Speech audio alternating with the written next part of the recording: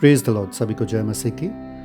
एक झलक with pastor Roger में आपका फिर से स्वागत है, जिसमें हम सीखने वाले मत्ती का सुसमाचार उसका 19 अध्याय, यीशु मसीह और कुछ लोग। यहाँ पर हम देखते हैं यीशु मसीह और भीड़, यीशु मसीह और फरीसी, यीशु और चेले, यीशु और छोटे बच्चे, यीशु और नौजवान, यीशु और चेले दोबारा। पहले हम देखेंगे यीशु और भीड़। यीशु और भीड़ में देखते कि यीशु बढ़ते हैं गलील के क्षेत्र से और जाते हैं यरदन किनारे के उस पार, और वहाँ पर देखते कि भीड़ को यीशु मसीह वहाँ पर भी चंगा करते हैं। फिर उसके बाद हम देखते यीशु और फरीसी, जिसमें फरीसियों का पहला सवाल यह है कि क्या एक आदमी तलाक ले सकता है कोई भी कारण की वजह से, और यीशु मसीह जवाब देते हैं इसको परमेश्वर ने जोड़ा है, वो कोई भी अलग ना करे।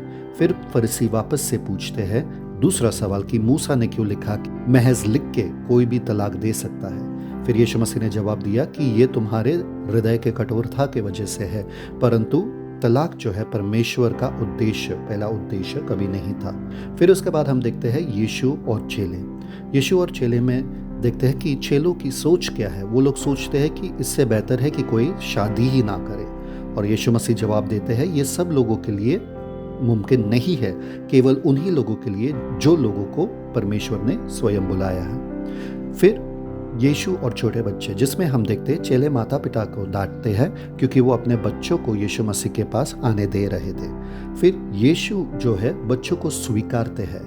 यीशु मसीह चेलों को कहते हैं कि स्वर्ग का राज्य इन्हीं का है, इनको रोको मत मेरे पास आने से।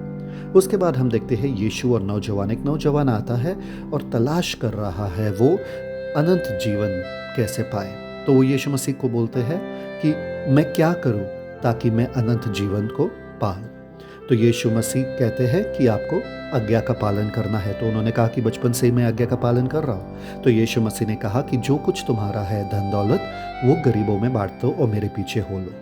और वो सुन के ये नौजवान निराश हो जाता है। इसलिए हम देखते हैं यीशु और नौजवान। उसके बाद हम देखते हैं यीशु और चेले दोबारा। उसके बाद हम देखते हैं यीशु का प्रकाशन, जिसमें यीशु मसीह ऊंट और सुई का वो उदाहरण देते हैं। फिर चेलों का प्रश्न ये होता है फिर उद्धार पाना फिर किसके लिए मुमकिन है। फिर यीशु मसीह को फिर से प्रकाशन देते हैं कि ये सिर्फ परमेश्वर के साथ ही मुमकिन है। चेलों का प्रश्न फिर से आता है और कहते हैं कि हमने तो सब कुछ दे दिया है आपके पीछे हो लेने के लिए, तो क्या हमें कुछ मिलेगा।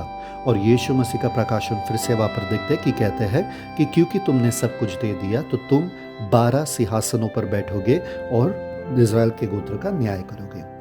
तो यहाँ पर हम देखते हैं मत्ती का सुसमाचार उसका 19 अध्याय, यीशु और भीड़, यीशु और फरीसी, यीशु और चेले, यीशु और छोटे बच्चे, यीशु और नौजवान, यीशु और चेले दोबारा। Celebrate the Christ life. मसीह जीवन का जश्न मनाओ। God bless you. शलोम।